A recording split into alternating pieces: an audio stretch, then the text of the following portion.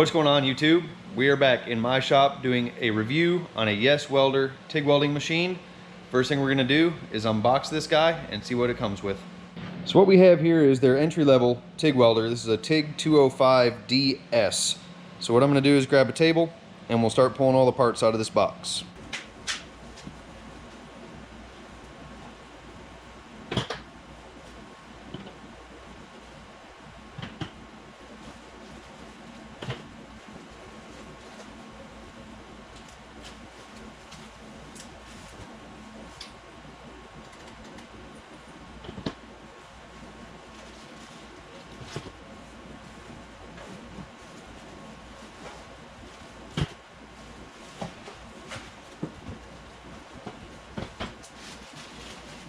Alright, so here is what came out of the box. We have our main unit here, foot pedal, gas hose, wire brush, voltage adapter to go from 110 to 220.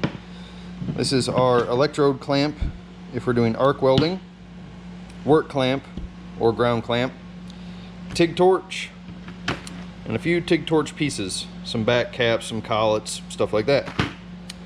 All right, let's talk a little bit about this machine. So this is a combination arc TIG welder. Now, maybe a surprise to some of you, but I do not know how to arc weld. I've done it, I think, once, and I was not very good at it. So I'm going to be reviewing the TIG side of this machine. Now, what is the advantage of arc welding over TIG welding? Well, arc welding you can do without shielding gas. So in the electrode that you burn to weld two pieces of metal together, it has a shielding element built into it. So for guys that work outdoors, guys that work on the farm, somewhat windy environments, you can arc weld with no shielding gas. So if you were to TIG weld outside and the wind blows, it blows the shielding gas away, it ruins your weld. It destroys the integrity of it. So TIG arc welding combination is pretty common, but totally different uses. So TIG welding a little bit more precision, arc welding can be a little bit more dirty for side of the road repairs, stuff like that. So we're going to review the TIG welding side of this machine, and I'm going to start by rolling a gas bottle over here and making some connections to the machine. So let's talk about connections on the machine real quick before I hook up the bottle. So on the back we have our normal 110 volt plug. We're going to be welding 220 today because it's a more stable voltage to work with. So that plugs into the machine, that plugs into your 220 outlet, and we're good to go. Also on the back of the machine, this is our gas connection. Provided gas hose, and we're going to hook up to the gas tank and regulator. So this is the TIG welder I keep in the shop. It's a Miller 165 diversion. We're going to use the gas bottle off this, so I have to disconnect this hose, hook it up to our Yes Welder machine.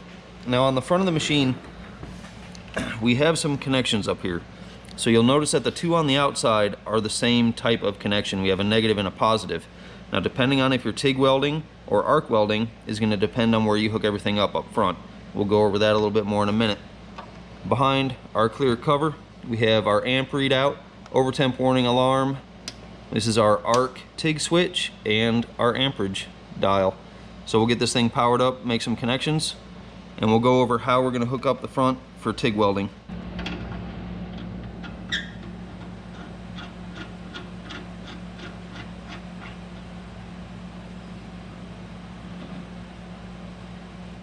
Our connections are made on the back of the machine, moving to the front.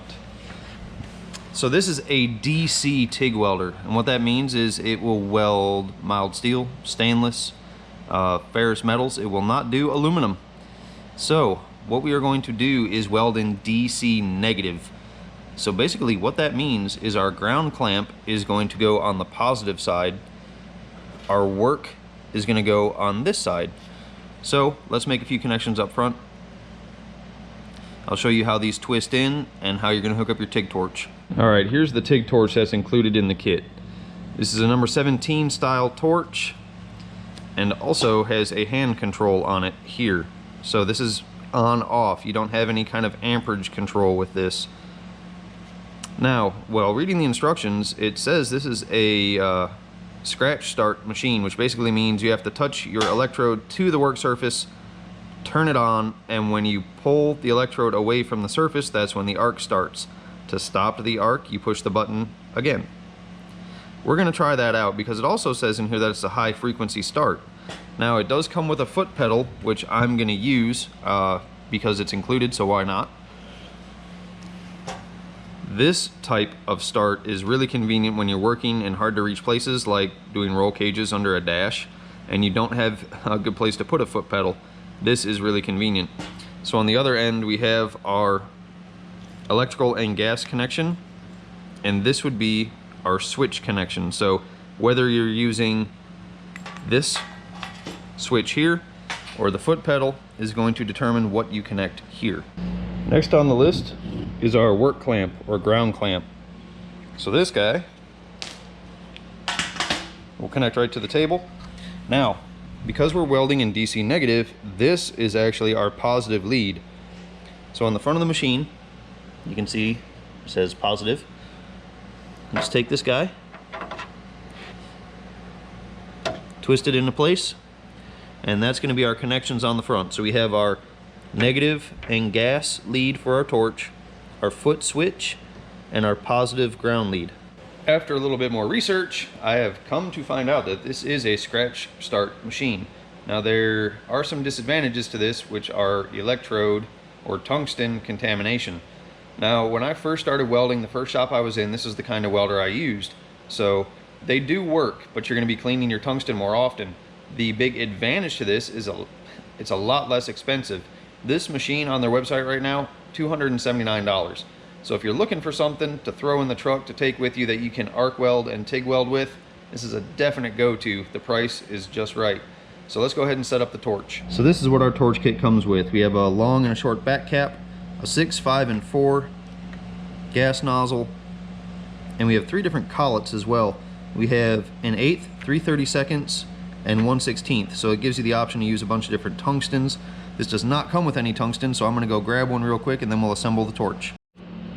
So this is the tungsten we're going to use.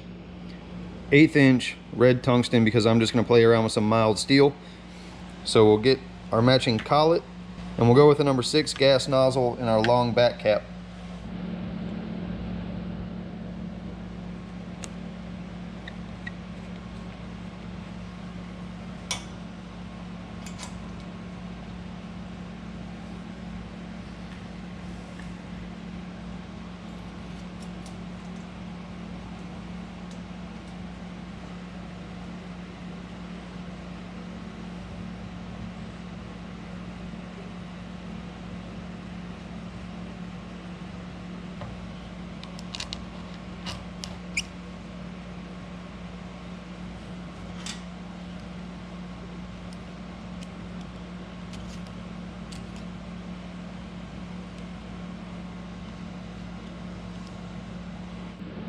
Don't you hate when you're working in the shop and one of your ballast goes out?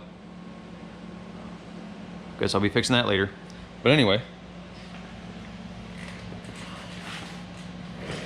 back to our TIG 205 DS.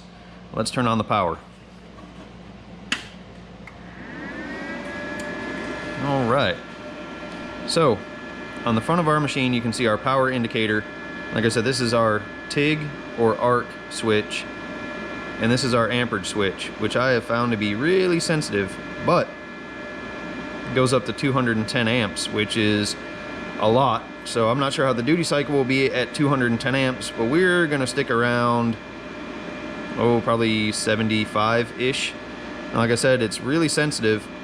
We'll also go down on this machine to 14.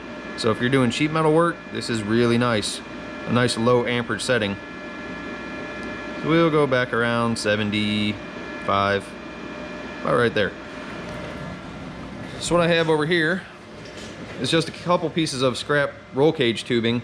So this was mild steel from a cage I did in a Camaro a long time ago.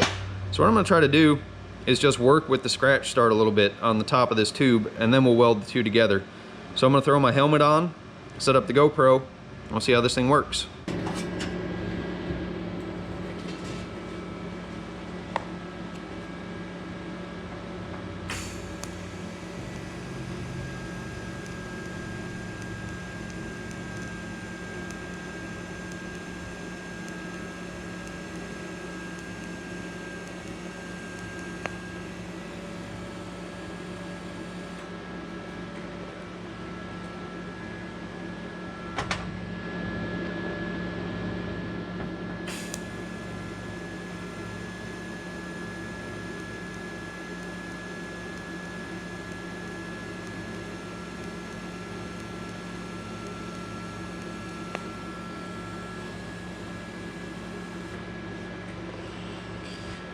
Alright, so you see what I'm doing is I'm touching the tungsten to the metal.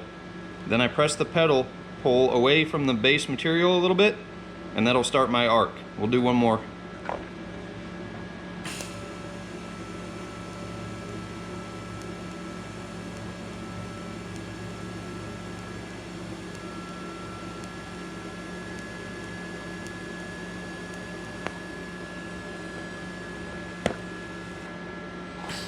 We're getting a post flow of about 4 seconds, which is good.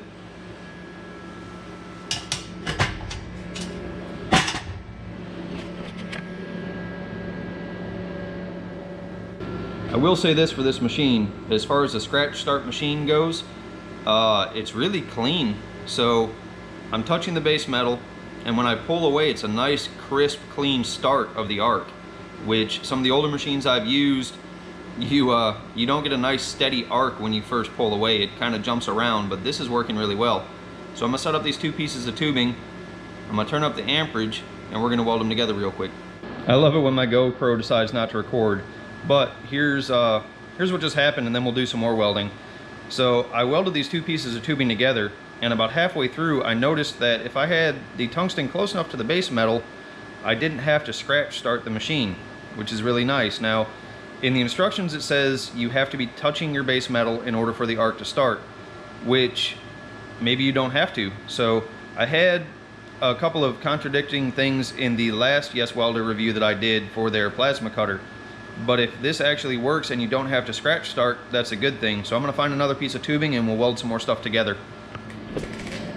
But here's how we did on this tubing. Looks really good.